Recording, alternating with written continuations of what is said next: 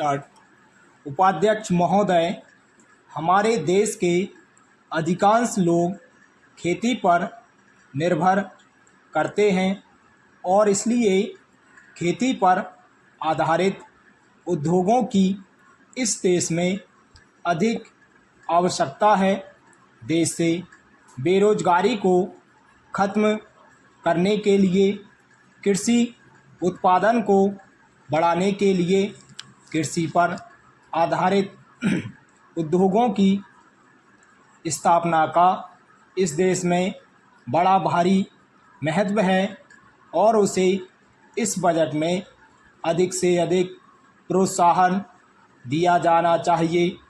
मैं वित्त मंत्री जी से निवेदन करना चाहता हूं कि खेती के उद्योग आदि के लिए हमारे बजट में अधिक गुंजाइश की ज़रूरत होनी चाहिए। इससे हमारे देश के बेरोजगारों और किसानों को काफ़ी लाभ होगा और हमारे कृषि उत्पादन में भी उन्नति होगी तथा इसके साथ ही साथ हमारे किसान भाइयों को भी रोज़गार मिलेगा। वित्त मंत्री जी ने काफ़ी अच्छा बजट पेश किया है, लेकिन खेती के उद्योगों के लिए इसमें विशेष व्यवस्था करने और इसमें अधिक धन लगाने की अधिक आवश्यकता है। इस योजना में हमारी प्रधानमंत्री द्वारा जो 20 सूत्री कार्यक्रम इस देश में शुरू किया गया है, उससे हमारे गरीब और पिछड़े वर्ग के लोगों का काफ़ी हित हो सकता है।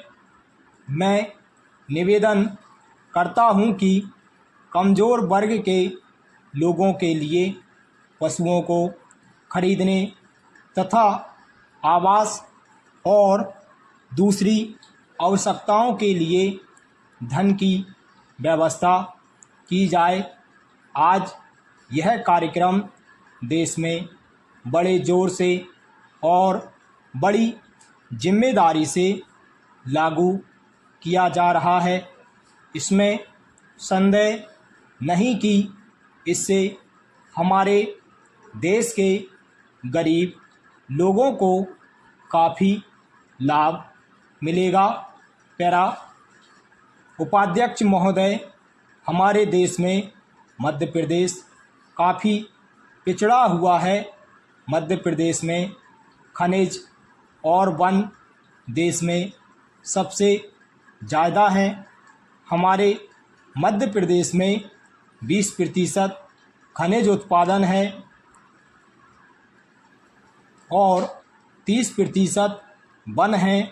मैं वित्त मंत्री जी से निवेदन करना चाहता हूं कि हमारे प्रदेश में इस तरह के उद्योगों और कार्यों के लिए अधिक से अधिक धन की व्यवस्था की जाए।